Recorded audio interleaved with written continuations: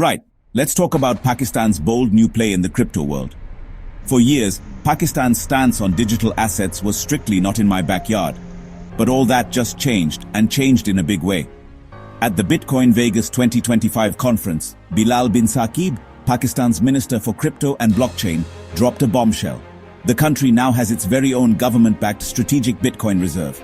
And get this, the policy is to never, ever sell. These Bitcoin are here to stay, locked away as a long-term asset. But that's not all. Pakistan's taking things to the next level by allocating a staggering 2,000 megawatts of excess electricity for Bitcoin mining and AI data centers. Imagine, unused energy, now fueling a national Bitcoin stack. It's a clever way to boost the treasury while putting otherwise wasted resources to work. The government isn't just hoarding coins either.